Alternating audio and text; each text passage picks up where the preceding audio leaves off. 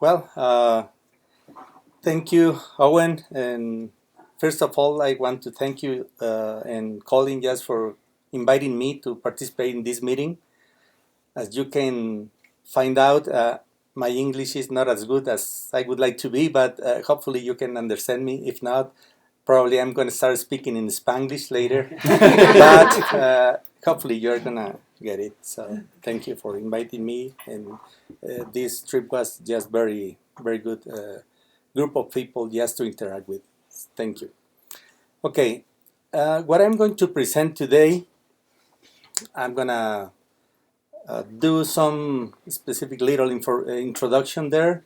Then I'm gonna jump to a background about the restoration or reforestation in Mexico.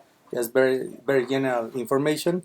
Then I'm going to pass to explain to you the reason for this trip was to show you one of our experiences there working with people. This is the El Porvenir case of study.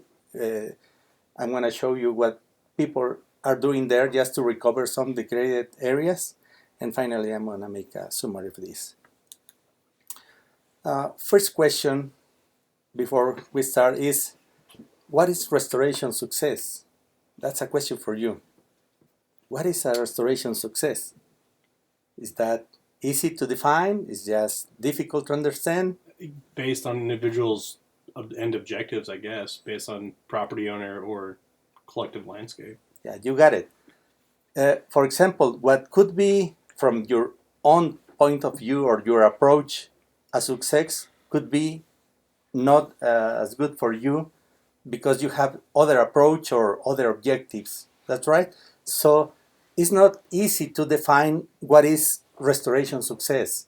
It depends. That's I think that's the answer. It depends on what are your objectives, what are your approach, and as we can see, in general restoration of degraded areas, this is an example, uh, appears to be successful based on some indicators that we can take from those areas, and that could be include several different approaches. So it depends if we talk about ecological approach, biological approach, socioeconomic approach. That's different ways to see what is success or what is not. However, some of these approaches also interact directly. For example, if our approach is protecting or recover biodiversity, that could be have a direct interaction if we also want to maintain economic opportunities for people living on those areas. So from this approach, one thing could be interacting and not always in the same direction to the other. Yeah. Okay, so let's make it very simple. Just assume that restoration success is just to return to a reference condition, to the previous or to the actual condition. Okay? Yes, that could be several different approaches. Understanding the success of ecological restoration just when compared to a reference condition, for example, soil condition, biodiversity, vegetation structure, whatever, requires that biotic and abiotic factors should be taken into account for this analysis because all of them are interacting just when we consider restoration. For example, some studies that focus on planting and replanting, what we call reforestation, may be evaluated, for example, by having results through indicators like survival or growth of the trees. We can evaluate that in that condition. I have another question here. For example, in reforestation works, like what I'm showing on this picture, if I tell you that from the evaluation of these efforts of reforestation, as a result, as a fact, I have 50% survival, what do you think? Was that success or is not? What do you think? I know my answer. It depends. It depends. Yeah. Yeah, that's many times that's the correct answer. We cannot say it's success or it's not success based it only on one number, 50%. What's that? That has a meaning.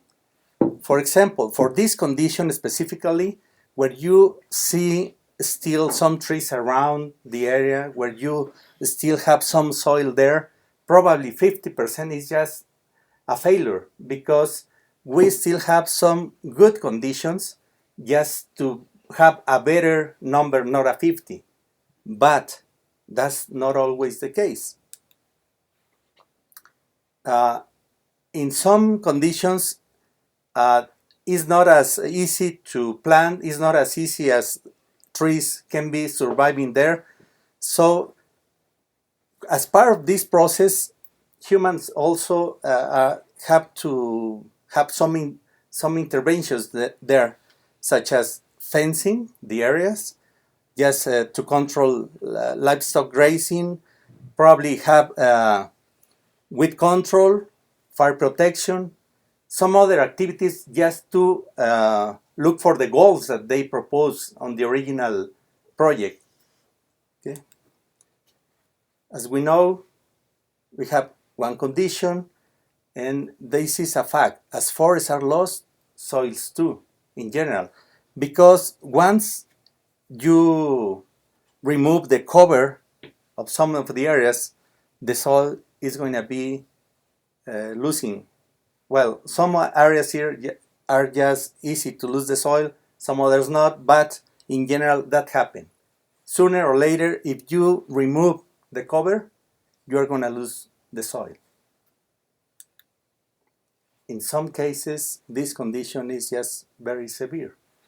These areas used to be covered by forest many years ago, as we asked for the people living in areas around this condition.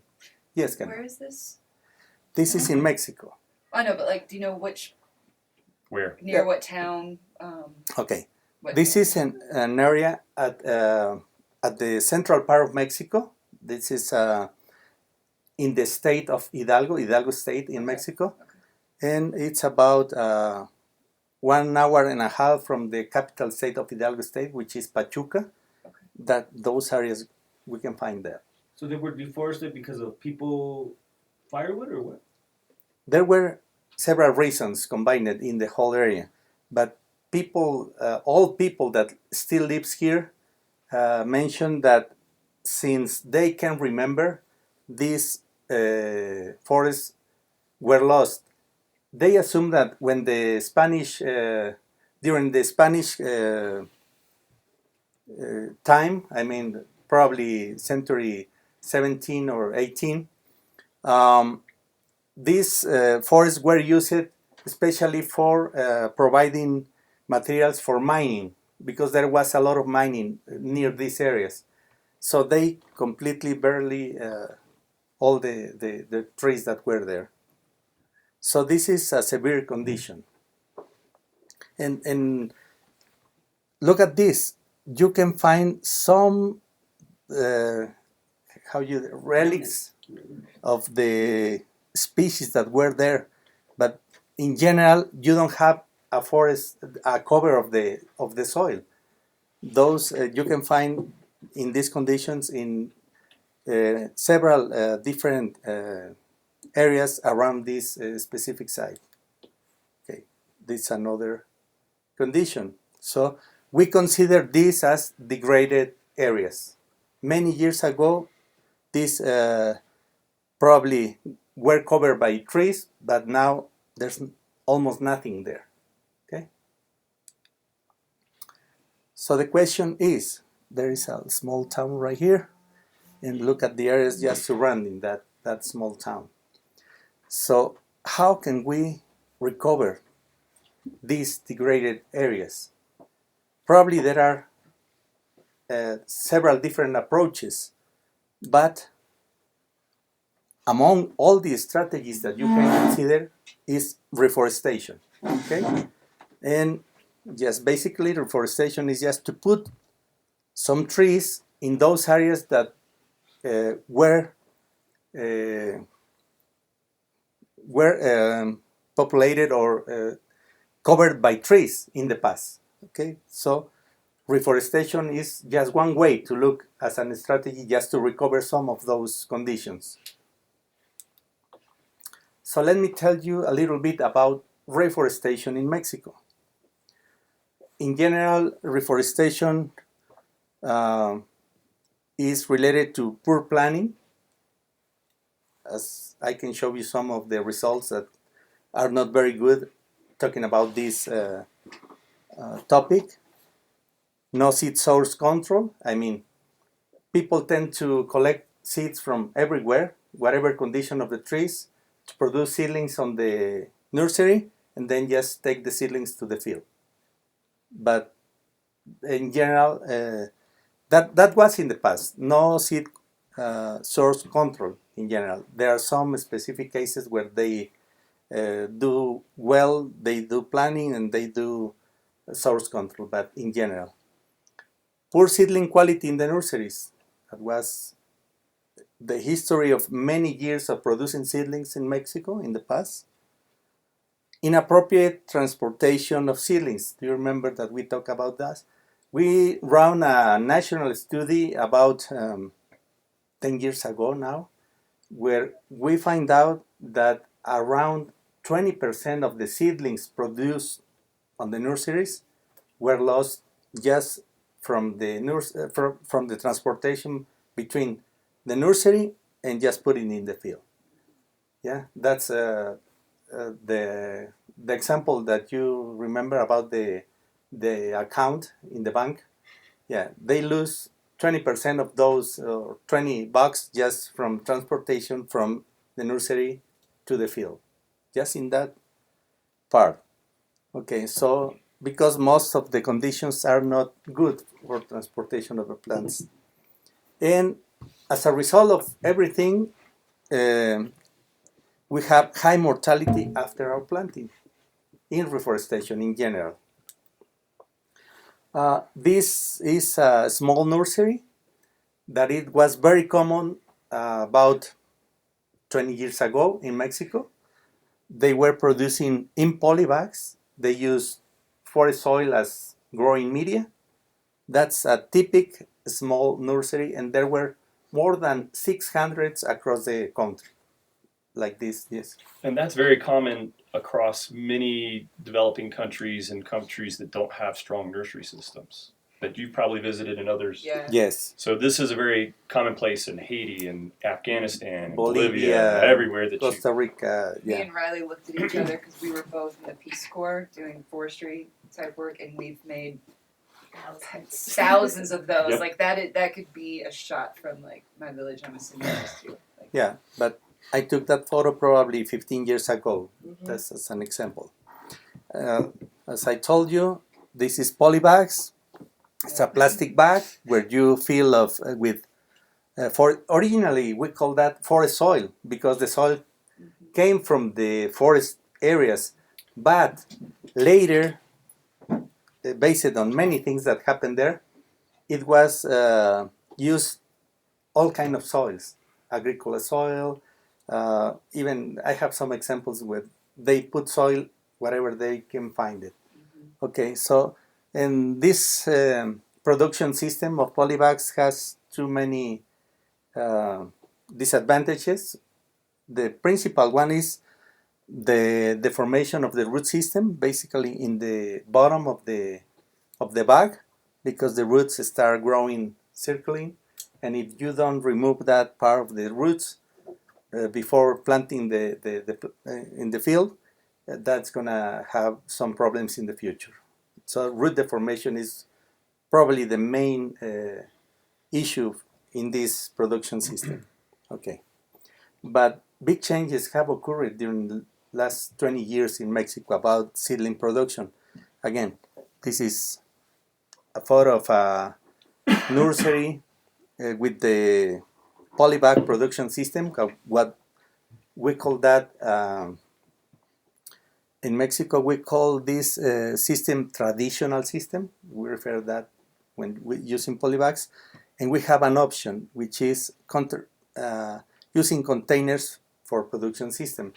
This start about, what's in 1993, the first time that they introduced containers just for massive production in the nurseries. Okay, so this graph is just very, very clear about those changes. This was 92, right there.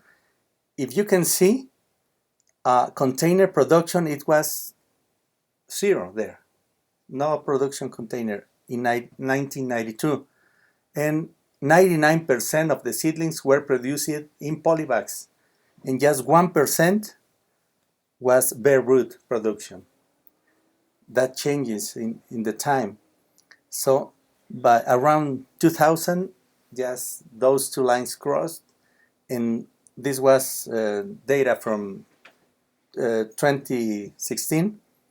93% of the seedlings produced in Mexico were container production, and only 5% were polybags, and 2% were bare root.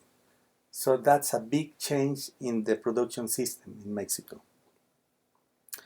So, with all this information, seedling quality was like the goal among the nurseries, just to produce good seedlings in that condition, especially when using containers.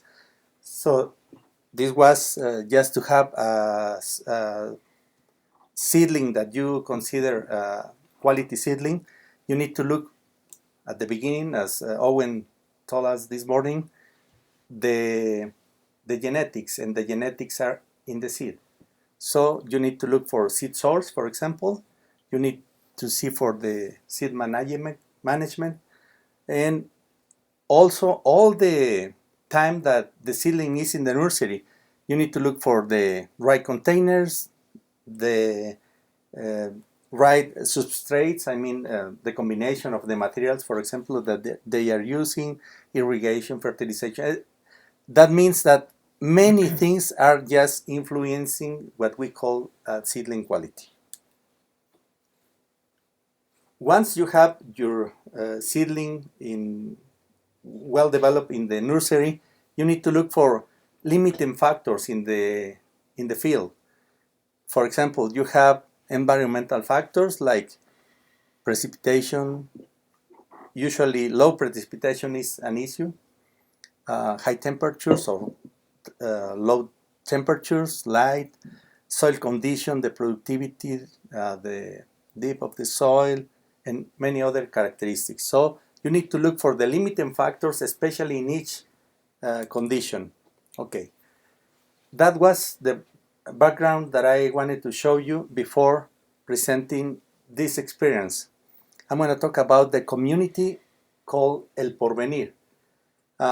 This is a small town that owns this land is community owned. It's not private. It's not federal. It's that's what's the property of that land. And this is an satellite image that you can see. All of these areas are the some of the photos that I showed to you previously. Those are hundreds of hectares of just nothing there, just some hills and whatever. These are forests, some of these areas, but they have many areas just to recover there. These are the general conditions, and these are some of the species that we can find there. Native species like pinyon pine. We have a species in Mexico, what is called Pinus embroides, and juniper also. We can find juniper there.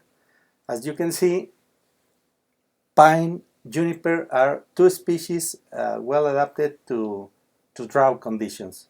So look at the, there is no data here about precipitation, but it's about 400 millimeters a year which is very low. Okay, so that's what I told you. There are many of these hills without nothing at all. Yes, bare soils there. If you consider that as soil, because in some cases you lost all the soils that were there. Okay. What was the origin for this community about the effort that I'm going to present? This was the origin. In 1982, somebody established this plantation right here. It was 5 hectares using this species, which is Pinus gregi. That was an effort of one engineer that has other purposes just to plant that, but that happens. What happened there 20 years after this plantation was established was that people start looking that the water in the wells that were downhills in this direction were having more water, and they immediately related that having these plantations here was related to having more water in the wells, because water is scarce in these areas, you can see. I included this photo because I took this photo when the plantation was 20 years old.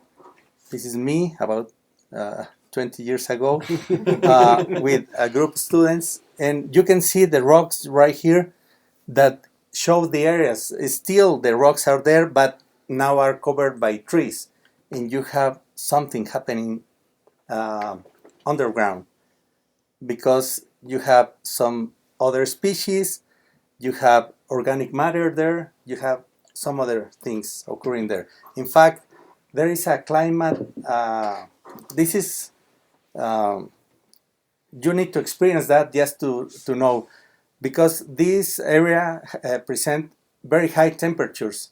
For example, during the spring or early summer, you can get temperatures above 40 degrees C in those areas. When you go inside this plantation, you can have a difference immediately about 7 degrees C. So that's very comfortable when you go there, and that means that you have some microclimate there, specifically in the plantations. Okay, that was the origin. So when people of the community find out and just put a link between the plantation and the water that they were using for human consumption, that was the origin of this effort. In 1998, can you see, this was the original plantation, 1982. This was when the community were convinced to start reforesting the whole area. It took a while. Yes. Yeah, because it's not immediately. Right, Yeah. exactly. I'm just saying, yep. Yeah, that happens. So the first experience included start tasting some different species to see what species could be adapted to these harsh conditions. They tested Pinus, several species. They tested Casuarina. I don't know if this is Casuarina, this one. Cupressus, which is a conifer. This is Cupressus. Eucalyptus, even that's not a native species. This is not a native also, but they tested many different species. Was the Pinus gregii native? That's a good question. You can come back to it. Was not native to this area. It's an endemic species in Mexico, but it was not in this area. But they tested that. And it worked, okay? Yes, it worked. Okay, the first years of this effort was, I consider, years of learning. They tested species. Look at these areas they cover. They reforested several different species. They learned from good experiences like the original plantation that I showed you. And near from that, there were a second plantation, which is this one, that were growing. For example, I took this picture and I later come back and you can see these trees just growing right here. Can you see that? Is that natural regeneration or planting? No, planting. Yeah. Also, these trees were where I am going to point right here. There were planting trees, and this was 5 years after the same site. Look at the trees just growing there on these conditions. Okay, that's another view of that plantation. The selection species included not only trees but also some other species, like Opuntia species, like these ones here, or agave species because of the very dry conditions there. But people use these products just for them, for consumption or just for other purposes. So, okay. Were those planted? Excuse me? Those were planted? Yes, those were planted. So people start involving in this effort. The whole community was involved in this project. So at the beginning, the site preparation before planting was only making a hole manually, like in this young guy was doing here. Sometimes putting some rocks around the tree just to preserve some of the humidity that they can get there. They call this the Spanish system. It's about what you can see here.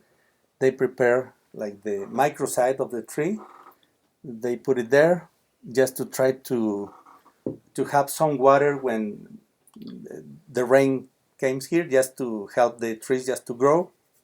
Okay, and some places have a little bit or better conditions, like you can see some soil in here, but some others just were like this situation. So you can see the efforts of reforestation in these areas. Look at many hectares of barely nothing on the slopes. Okay, in 2002, the reforestation work increases, and they were selecting only 2 species from those that they proved at the beginning. They tested about 12 different species. They selected 2 promising species, Pinus gregi and Pinus embroides, pinyon pine. Okay, this is pinyon pine, Pinus embroides, and this is Pinus gregi. Why they selected that 4 years after the beginning of the reforestation process? Because they had good survival and also good growth based on those conditions. On that year, let me return to that. When they started because they were convinced that they have a benefit of putting trees there, because they noticed the water. Do you remember that? But 6 years after the reforestation started, they started by themselves, no support from anybody else. The governments looked at this community and start putting some support between the official or the government institutions like CONAFOR and CONASA. Those are 2 institutions related to forest management and several other things. And changes start appearing in these areas. For example, I took this photo in 2004. 3 years later, that's a reference point, and you can see the trees are growing there. So again, reforestation was just one of the strategies just to try to recover those areas. I have a complete set of photos of this hill right here when it was immediately planted, and then several years after that. I wasn't able to bring all the material because I explained some problems that I have to access to my information in my office, but this is just an example of what happened. Then on 2005, the community established, this is the entrance of the reforestation area, established what they call a ecotouristic center. That means that some other activities are going to be there. They put some areas just for the people to go there and have recreation activities and many other things. So the community was involved in all the project. And in 2005, they got a recognition award from the government, what they call Premio Nacional al Mérito Forestal, which means a national award related to forest conservation and restoration. So the government award this to the community. Many things happened during those years. Every year people expand the reforestation area. As you can see, all these, if we, I don't have a photo exactly of the same place, but previous these trees were there was almost nothing. And now we can see many trees just surviving and growing there. This is an example. This is the reference point. Oh, that was at the beginning. That was manual preparation, the site preparation that I showed you. Later, they have some support from government and they use heavy machinery just to prepare the soil. So they roturate the soil. They ripped it. Ripped it, the soil. Okay, yeah. That's the term. Yeah, sorry. they ripped the soil just to try to help during the establishment stage. Okay, these were the original conditions. 2007, same site. 2010, 3 years later, after the plantation. 2011, same site, and the hill just lost because of the height of the trees 1 year after that. Okay, so the trees are growing exactly the same place. So what they found is that they are having some areas just completely covered by the trees. Which species was that? Pinus gregi. Okay. That's the main species that they use it. So some lessons learned during this process was that it's important to use the proper species for a specific site. That implies genetics, that the species is adapted to those harsh conditions. Second one is matching the species to the soil condition because there's almost nothing of soil there. And includes, for example, what Owen mentioned this morning, the target seedling concept that links the quality of the seedlings produced in the nurseries and opportunities for survival. That includes not only the nursery process, but also the planting at the right time. That's important.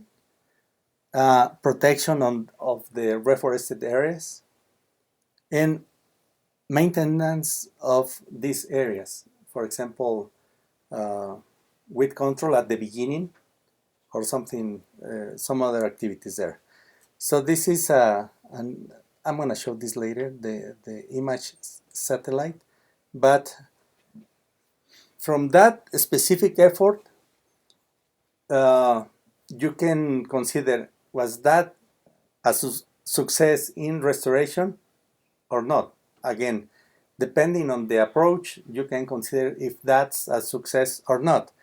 There were many research projects now to evaluate what happened there. This is one of the projects, one of the students that I was involved. This is a group of researchers that we were involved in this research work. You can see all the trees that people have been planted there. Okay, from this specific project, this student tried to evaluate the structure and biomass production in those areas. So the objectives were to evaluate the survival and growth of this species, Pinus gregi, established under these harsh conditions. and also evaluate basal area and biomass accumulation. Yes, I'm going to skip this very quickly. Yes, the methodology. Yeah, there were some samples around the areas. They were testing R5 means these plantations here was 5 years old, 12 years old, 14 years old, and we have a reference site just to compare. Okay, some of the results you can see many different things, but the important thing is this: across all these points of all these sample points that were sampled, survival ranged from 65 to 90% on those conditions. So as I told you when I asked the question, is 50% success or not? I told you on those conditions that I showed it to you where that was forest, there was soil, probably is not. But here, these numbers means success on those conditions. Well, that's what I consider. And many people, of course, agrees with me in this case. This is some growth about the trees that you can find in the different sites here. But you can find trees even more than 10 meters tall at that time of the evaluation. That this was 2016, 3 years ago. You can see some of those trees just were very high at that time. Okay, about growth, basal area, differences between the sites, but it's growing towards the site of reference. Okay, do you remember I told you when I showed the basis for restoration, you need to look for a reference point. So this was the reference point. It's going to that direction. Talking about growth and survival. Second objective, another evaluation on those same areas is richness and abundance of species. So the objectives here were to characterize the vegetal community under the plantations of Pinus gregi, and also to determine species composition inside the different stages or ages of the plantations. Again, there were measured many variables there, but the same sites again, a reference sites. Some of the conditions included measurements of very slow scale. I mean, this is a square meter, or just some other variables taking all the surface of the plantations. What is important here, you can see, this is the reference site right here. And about richness, look at the data. About shrubs, we are close to the reference site, but these herbaceous species were higher in this reforestation area than in the reference site.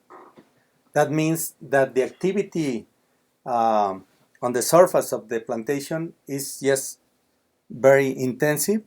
Of course, some species just overgrow other, so that probably what happens in the future, but it's looking for the reference sites. This data was the same, and also this was a little higher, the total richness of species there. The biodiversity included on those areas at the time of evaluation, 44 species of vascular in the understory, and 90% of those species were native species. And these naturally came in? Yes, okay. Nature, yeah. Again, these were some of the results. Herbaceous species, succulent species like this, or perennial shrubs like this one. Is that a manzanita at the bottom? Yes, yeah, that was.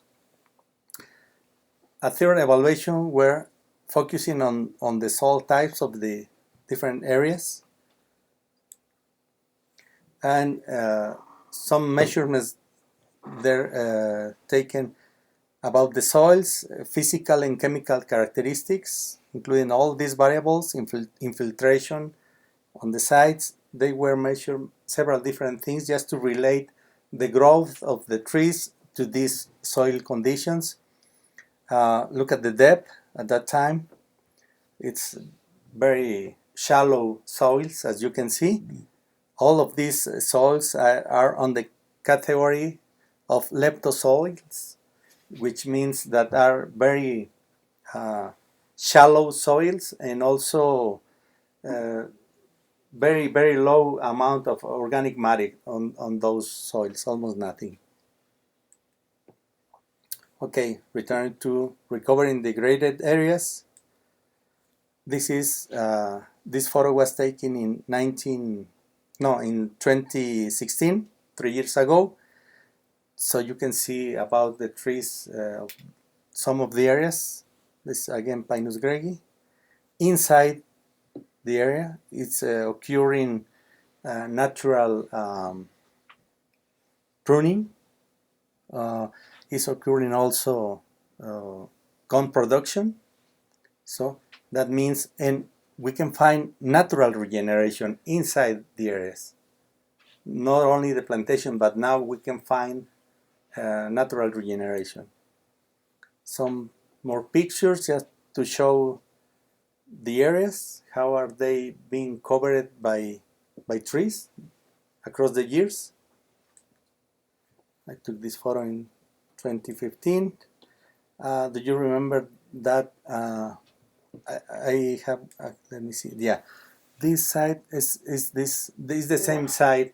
When I started, I showed this picture, and look at the trees, how are they growing? It's the same area. Another view, just how the trees are growing there. Do you remember this photo previously? And this was 2014. I don't have I went this year, but I was not possible for me just to have the